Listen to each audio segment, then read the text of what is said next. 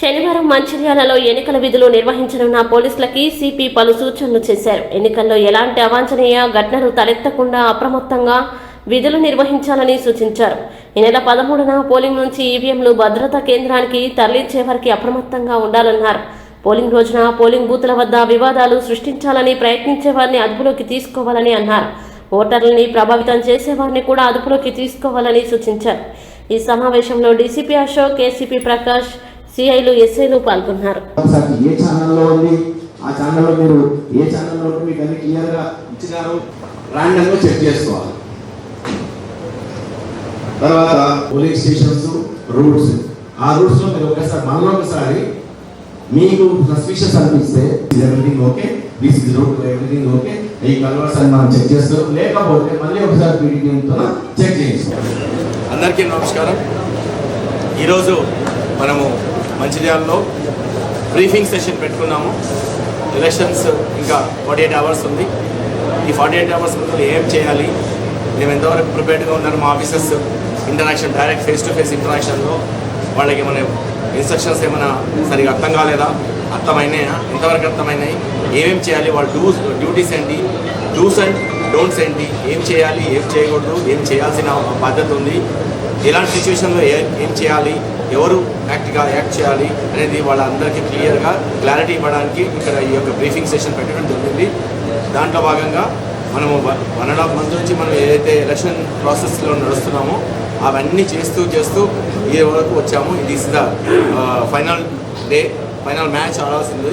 దీనికి ముందుగానే preparedness, mentally, physically preparedness ఎంతవరకు ఉంది, మనము లాజిస్టికల్గా ఎంతవరకు ప్రిపేర్డ్ అయినాము, కమ్యూనికేషన్ పరంగా ఎంతవరకు ప్రిపేర్డ్ అయినాము, తర్వాత ఎనీ అంటువర్డ్ ఇన్సిడెంట్ కాడ ముందుగానే ఫోర్సీ చేసి దాని వరకు ఎంతవరకు లా అండ్ ఆర్డర్గా ప్రిపేర్ అయినాము, లెఫ్ట్ వింగ్ ఎక్స్ట్రీమిజం సంబంధించి కూడా ఎంతవరకు ప్రిపేర్ అయినాము, ఎలా ప్రిపేర్ అయ్యాము, సో ఎలా మనము డిప్లాయ్మెంట్ చేసుకున్నాము, ఈవీఎంస్ తీసుకోవడము, దాని తర్వాత అక్కడ ఓట్లు వేసిన తర్వాత మళ్ళీ ఎంత జాగ్రత్తగా ఇక్కడ సేఫ్గా మళ్ళీ డిఆర్ సెంటర్కి తీసుకొచ్చే వరకు, లాస్ట్ ఈవీఎంస్ లోపల స్ట్రాంగ్ రూమ్లో ఉండి సీల్ అయ్యే వరకు ఈ ప్రాసెస్ కంటిన్యూ అవుతుంది. దాని తర్వాత కూడా కొంత అవుతుంది. అంతవరకు ఎవరికి రెస్పైట్ లేదు, రెస్ట్ లేదు.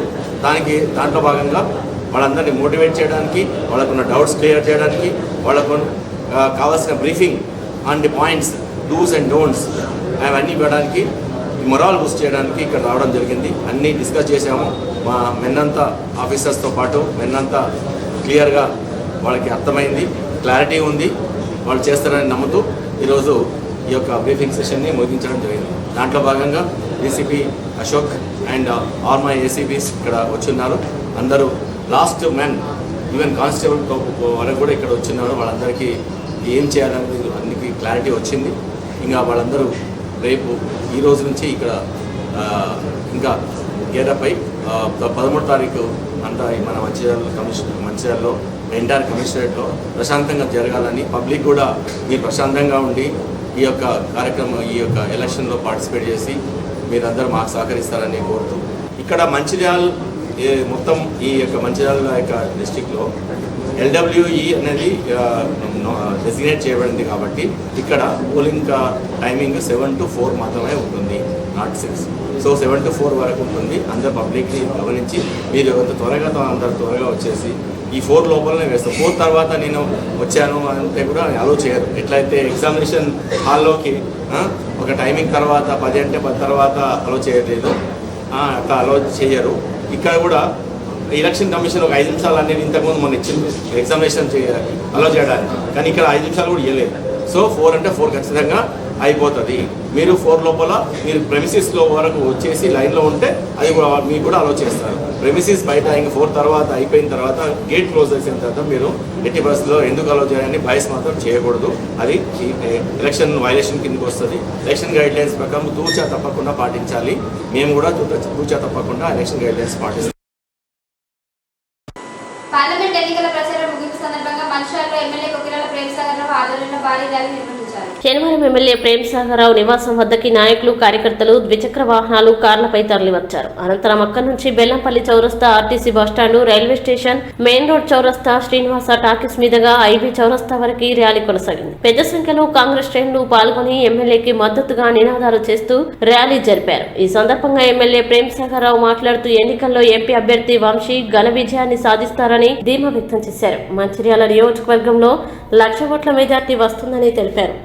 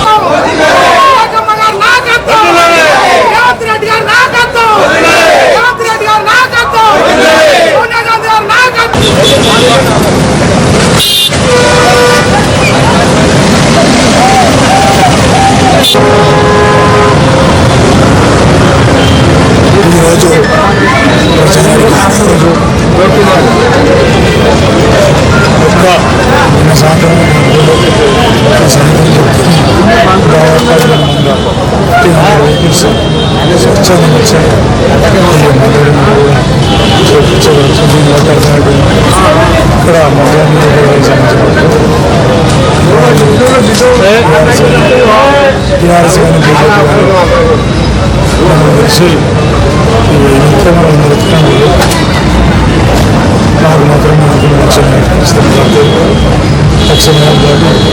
అసెంబ్లీలో ఒకసారి చక్కగా ఉచితంగా సృష్టించబడుతుంది. మోటార్ సైకిల్ రావచ్చు 90% మంది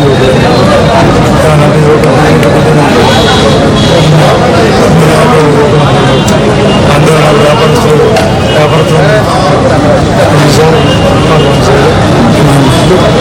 వాళ్ళు వాళ్ళగానే చూసి 50 మంది ఉన్నాయి. బీజేపీలో ఆందోళన వేసుకున్నాం.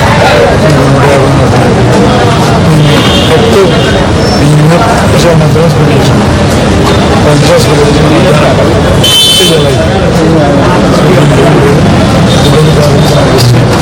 రాష్ట్రం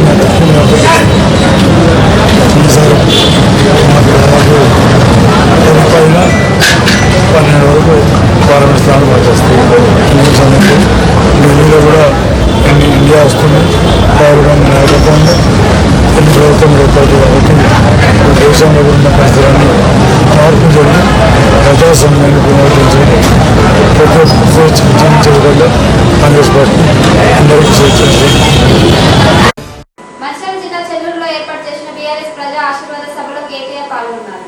పార్లమెంట్ ఎన్నికల ప్రచారంలో భాగంగా మంచిర్యాల జిల్లా చెన్నూరు పట్టణంలోని జెడ్పీ హైస్కూల్ మైదానంలో చెన్నూరు మాజీ శాసనసభ్యులు బాల్కసుమన్ ఆధ్వర్యంలో నిర్వహించిన ప్రజా ఆశీర్వాద సభలో కేటీఆర్ పాల్గొన్నారు. ఈ సందర్భంగా కేటీఆర్ మాట్లాడుతూ కేసీఆర్ పాలన ఎలా ఉంది, కాంగ్రెస్ పాలన ఎలా ఉందో గమనించాలని ప్రజల్ని కోరారు. ప్రలోభాలకి ప్రజలు లొంగవద్దని కోరారు. 6 గ్యారంటీల హామీలు నెరవేర్చారా అని ప్రజల్ని అడిగారు. 6 నెలల్లో కేసీఆర్ రాష్ట్ర రాజకీయాల్ని శాసించే పరిస్థితి వస్తుంది అని కేటీఆర్ అన్నారు. కాళేశ్వరం వంటి ప్రాజెక్టు కట్టి నెర్రెల పాలన నేలకు నీళ్లు తెచ్చింది కేసీఆర్ అని అన్నారు. 24 గంటల కరెంటు ఇచ్చిన ఘనత కేసీఆర్కే దక్కుతుందని అన్నారు. రేవంత్ రెడ్డి రైతులకి 500 రూపాయల బోనస్ ఇస్తానని ఇప్పటి వరకు ఏ ఒక్కరికి కూడా ఇవ్వలేదన్నారు. రైతులకి రుణమాఫీ చేస్తామని రేవంత్ రెడ్డి అని ఎందుకు చేయలేదని ప్రశ్నించారు. పేదల కోసం పనిచేసే కొప్పుల ఈశ్వర్ని భారీ మెజార్టీతో గెలిపించాలని ప్రజల్ని కోరారు. ఈ సభలో చెన్నూరు మాజీ ఎమ్మెల్యే, మంచిర్యాల బీఆర్ఎస్ అధ్యక్షులు బాల్కసుమన్, మంచిర్యాల మాజీ ఎమ్మెల్యే నడిపెల్లి దివాకర్ రావు తదితరులు పాల్గొన్నారు. అన్నా గౌరవనీయులు పెద్దలు శ్రీ కొప్పుల ఈశ్వరన్న గారు, వేదిక మీద ఉన్న మంచిర్యాల మాజీ శాసనసభ్యులు దివాకరన్న గారు, వేదిక మీద ఉన్న గౌరవనీయులైన చెన్నూరు నియోజకవర్గానికి సంబంధించిన గౌరవ ప్రజాప్రతినిధులకు, ముందున్న మా ఆడబిడ్డలు, అన్నారమ్ములు, 45-46 డిగ్రీల వేడిలో కూడా ఇంత పెద్ద ఎత్తున పోలీసులు ఇబ్బంది పెట్టినా, ప్రభుత్వం ఇబ్బంది పెట్టినా అన్ని తట్టుకొని ఇక్కడికి వచ్చిన మీ అందరికీ తల వంచి హృదయపూర్వకంగా నమస్కారం. మీ అందరికీ ధన్యవాదాలు. 7.5 దశాబ్దాలలో ఎన్నడూ జరగని అభివృద్ధిని 5 ఏళ్లలోనే కేసీఆర్ గారి ఆశీర్వాదంతో చేసి చూపెట్టి మరి ఒక బ్రహ్మాండమైన నాయకుడిగా మీ అందరి మనసులో స్థానం సంపాదించిన మా తమ్ముడు, యువ నాయకుడు, రేషమున్న నాయకుడు, పౌరుషమున్న నాయకుడు, దమ్మున్న నాయకుడు మరి తమ్ముడు బాల్కా సుమన్ గారికి ఇవాళ పెద్దపల్లి పార్లమెంటులో ఏం జరుగుతున్నది, పోటీ ఎవరికి జరుగుతున్నది ఆలోచించండి. మొన్ననే పెద్దలు కేసీఆర్ గారు మంచిగా చెప్పారు, ఒక భూగర్భ కార్మికుడికి ఒక ఆగర్భ శ్రీమంతుడికి మధ్యలో ఇవాళ పోటీ నడుస్తుంది. ఈశ్వరునికి కోటీశ్వరునికి మధ్యలో పోటీ నడుస్తున్నది. ఒక గుణవంతుడికి ఒక ధనవంతుడికి మధ్యన పోటీ నడుస్తున్నది. మరి గెలిచేదెవరు, గెలవాల్సిందెవరు నిర్ణయం తీసుకోవాల్సింది మీరు. గుణవంతుడు గెలవాలన్నా, ధనవంతుడు గెలవాలన్నా మీరే ఆలోచన చేయాలి.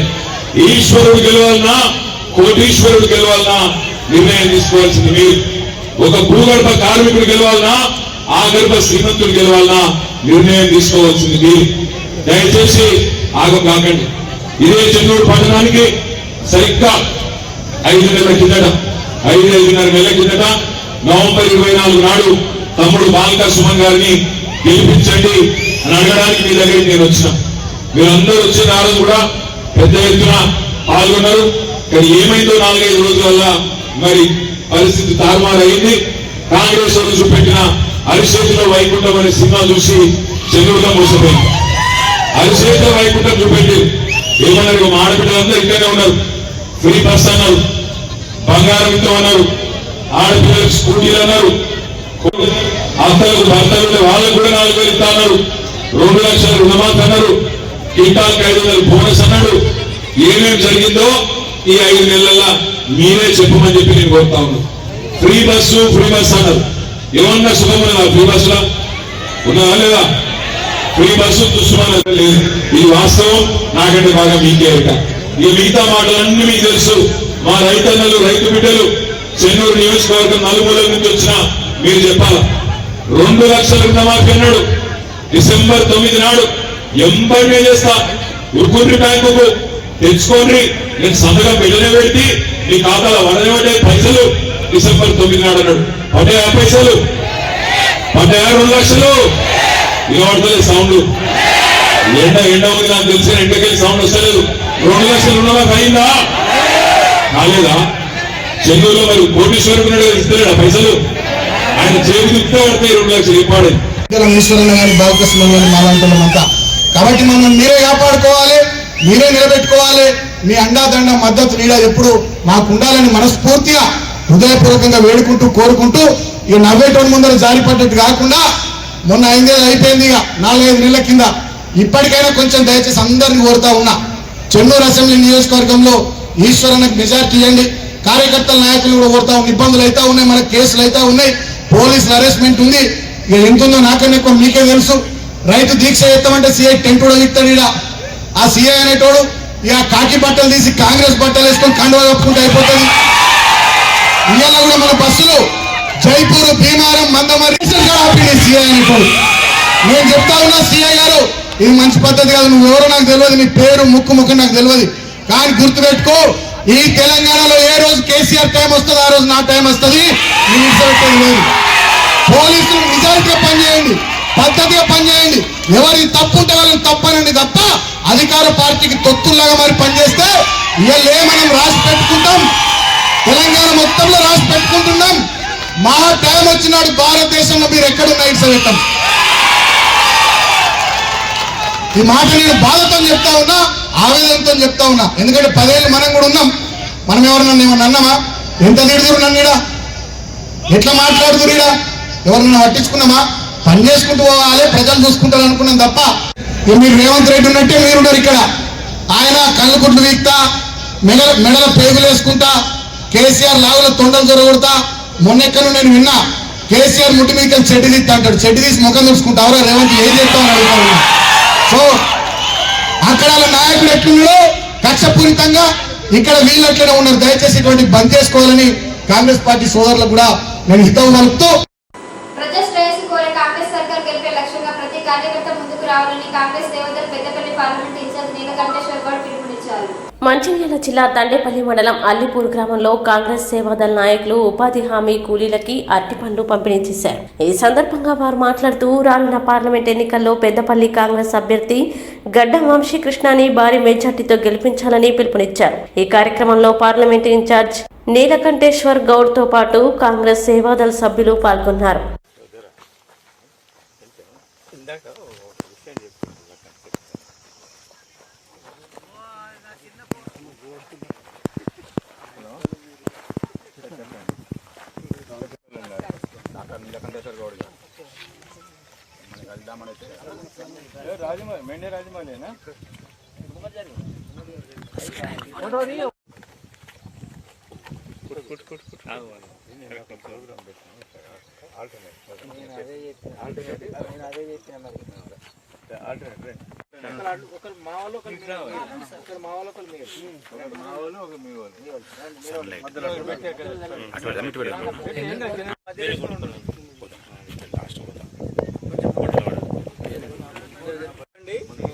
జై కాంగ్రెస్, జై కాంగ్రెస్, జై కాంగ్రెస్, జై కాంగ్రెస్, జై కాంగ్రెస్. చేతి గుర్తుకే చేతి గుర్తుకే చేతి గుర్తుకే రాహుల్ గాంధీ గారి నాయకత్వం, రాహుల్ గాంధీ గారి నాయకత్వం, రేవంత్ రెడ్డి గారి నాయకత్వం, రేవంత్ రెడ్డి గారి నాయకత్వం, గడ్డం వంశీ గారి నాయకత్వం, రేవంత్ రెడ్డి గారి నాయకత్వం, రేవంత్ రెడ్డి గారి నాయకత్వం, రాహుల్ గాంధీ గారి నాయకత్వం.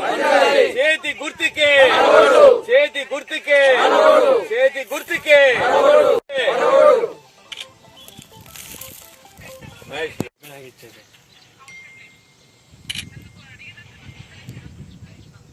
మంచిది, థ్యాంక్స్. ఏ అఖిలు మనం ఒకటిది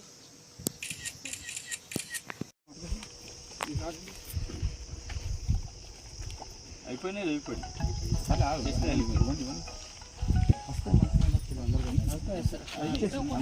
అరేంజ్ చేస్తాం ఇంకా అందుకే మీరు అందరూ తీసుకోండి.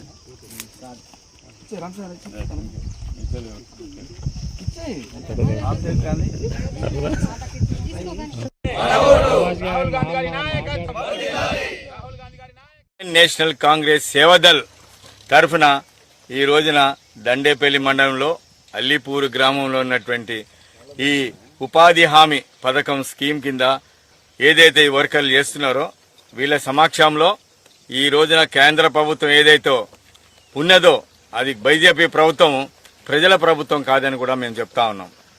మరి 13వ తారీఖున జరగబోయే ఎన్నికలు, ఈ ఎన్నికల్లో ఖచ్చితంగా మార్పు వస్తుందని చెప్పేసి ఆశిస్తా ఉన్నాం.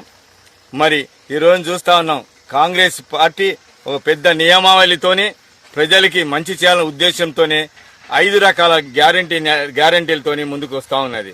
మరి నారీ న్యాయ్, యువ న్యాయ్, శ్రామిక్ న్యాయ్, కిసాన్ న్యాయ్, ఈ కుల జనగణ అంటే ఈ రోజున ఈ భారతదేశం ముందుకెళ్ళాలి, అభివృద్ధి చెందాలి, నెంబర్ 1 కంట్రీగా వెళ్ళాలంటే ఈ న్యాయాలతోనే ముందుకెళ్తుందని చెప్పేసి వీళ్ళ యొక్క మేనిఫెస్టోతో ముందుకు వస్తా ఉన్నాం.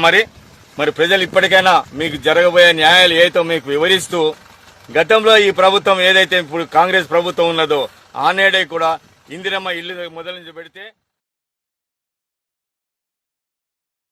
కేంద్రంలో బీజేపీ 10 ఏళ్ల పాలనలో దళితుల హక్కులను కాలరాస్తూ రాజ్యాంగబద్ధంగా వచ్చిన రిజర్వేషన్లు రాజ్యాంగ సవరణలతో తొలగించే కుట్ర చేస్తుందని బీఎస్సీ నాయకులు ఆరోపించారు. మంచిర్యాల జిల్లా చెన్నూరు పట్టణంలో ఏర్పాటు చేసిన విలేకరుల సమావేశంలో వారు మాట్లాడుతూ బీఆర్ఎస్ పాలనలో రాష్ట్రాన్ని అప్పుల కుప్పగా మార్చారన్నారు.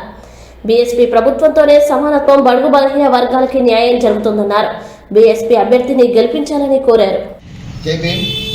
ఈరోజు చెన్నూరు పట్టణంలో బహుజన్ సమాజ్ పార్టీ మరి ఈ ఎన్నికల సమయంలో మీ దగ్గరికి వచ్చింది. ప్రజలారా, ఈరోజు మనము పార్లమెంట్ ఎన్నికల్లో ఓట్లు వేయడానికి మనమందరం కూడా సన్నద్ధం అవుతున్నాం.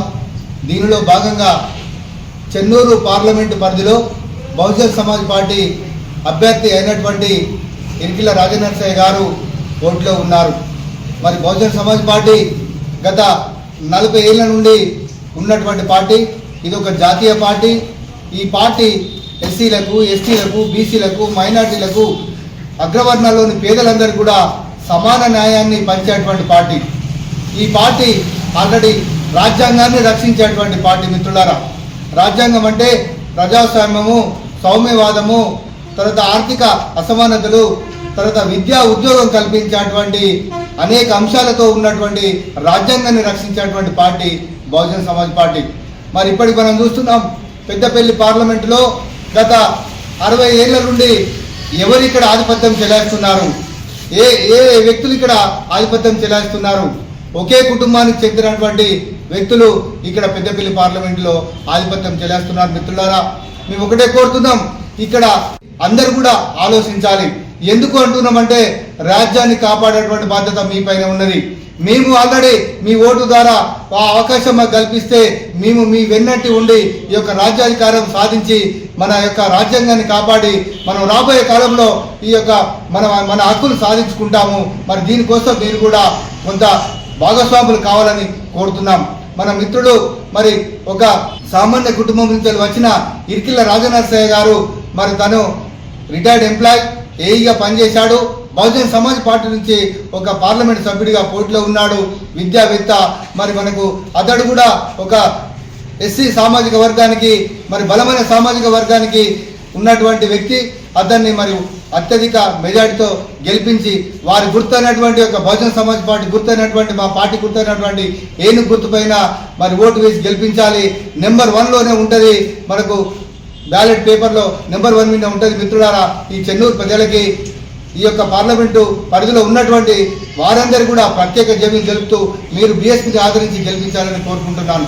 ఉన్నా ఇసుక ఉన్నా ఇంకా మిగతా ముడి పదార్థాలు ఉన్నప్పటికీ కూడా ఇక్కడ ఎలాంటి పరిశ్రమలు నెలకొల్పకుండా ఇతర రాష్ట్రాలలో ఇక్కడ కలిసి ఇతర రాష్ట్రాలలో నెలకొల్పడం జరుగుతుంది.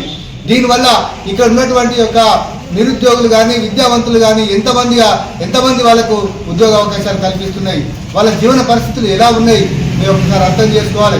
మేము ఒకటే కోరుతున్నాం, తెలంగాణ ఉద్యమంలో అనేక రకాలైనటువంటి మన తెలంగాణ మనకు కావాలని పోరాటం చేసినాం.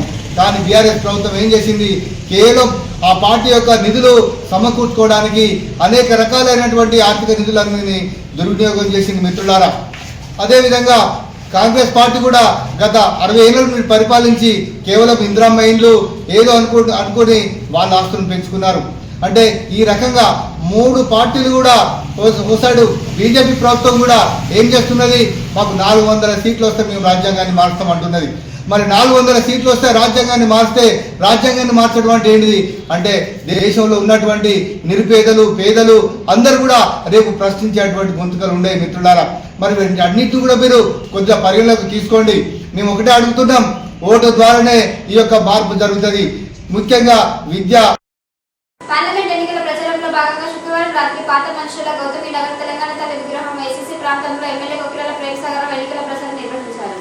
పార్లమెంట్ ఎన్నికల ప్రచారంలో భాగంగా శుక్రవారం రాత్రి పాత మంచిర్యాల గౌతమి నగర్ తెలంగాణ తల్లి విగ్రహం ఏసీసీ ప్రాంతాల్లో ఎమ్మెల్యే కొక్కిరాల ప్రేమసాగరరావుతో పాటు జిల్లా కాంగ్రెస్ కమిటీ అధ్యక్షురాలు కొక్కిరాల సురేఖ కార్నర్ మీటింగ్లో పాల్గొన్నారు. కార్నర్ మీటింగ్కి పెద్ద ఎత్తున ప్రజలు తరలివచ్చారు. ఎన్నికల్లో కాంగ్రెస్ ని గెలిపిస్తే కేంద్రం నుంచి భారీగా నిధులు వస్తాయన్నారు. ఈ కార్యక్రమంలో మున్సిపల్ కౌన్సిలర్లు, కాంగ్రెస్ నేతలు పాల్గొన్నారు.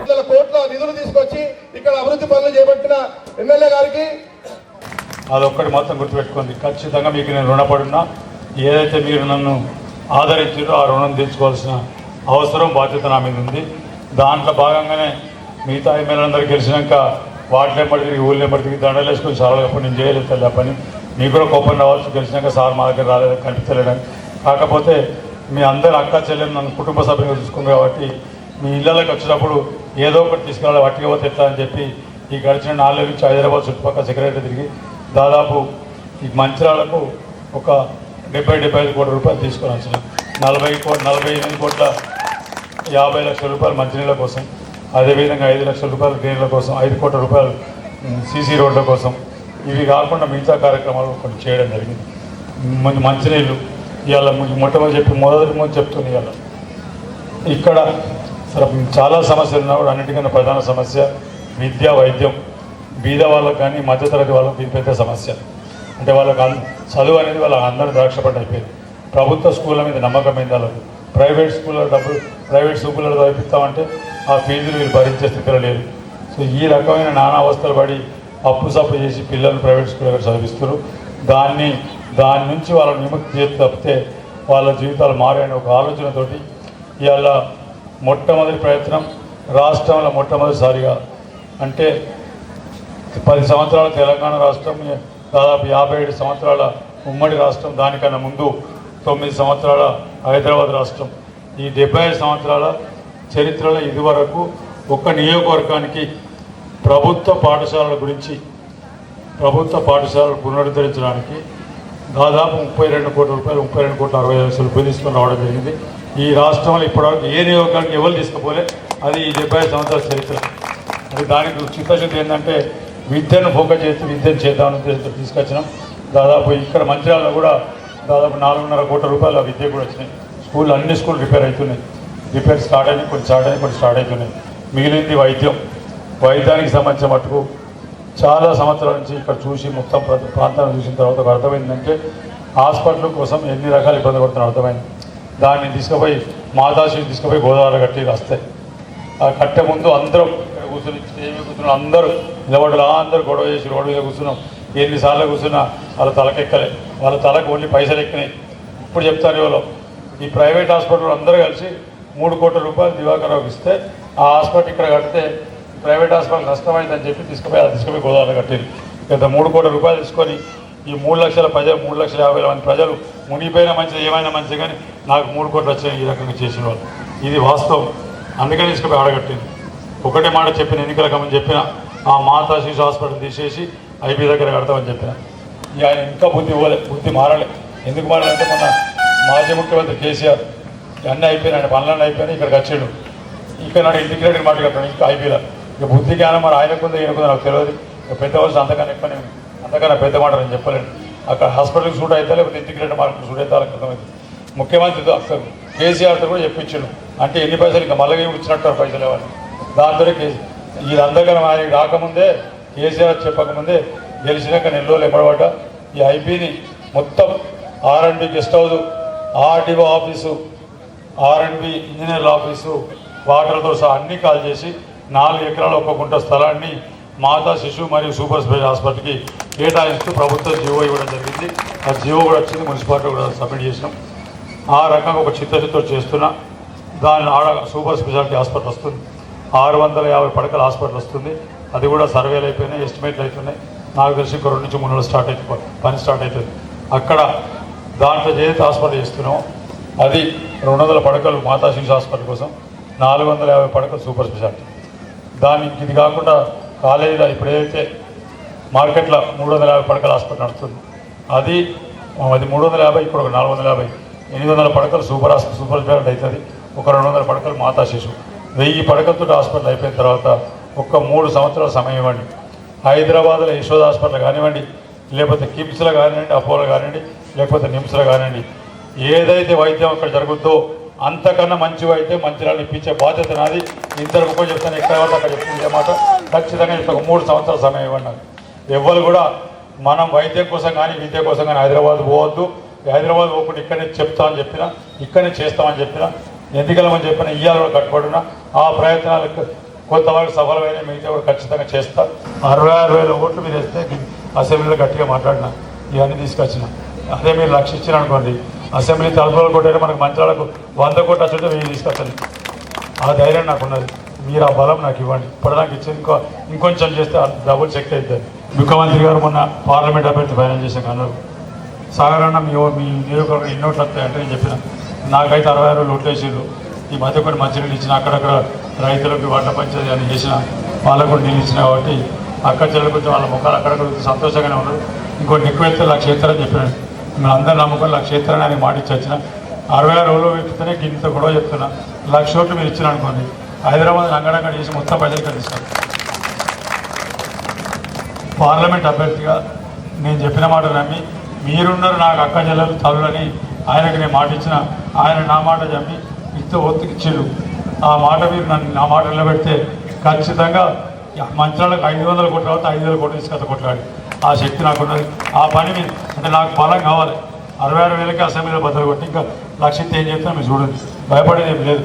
కాకపోతే ఓట్లు నాకు ఇస్తే బలం వస్తుంది, నా చేతులకు ఇంకా బలం పెరుగుతుంది.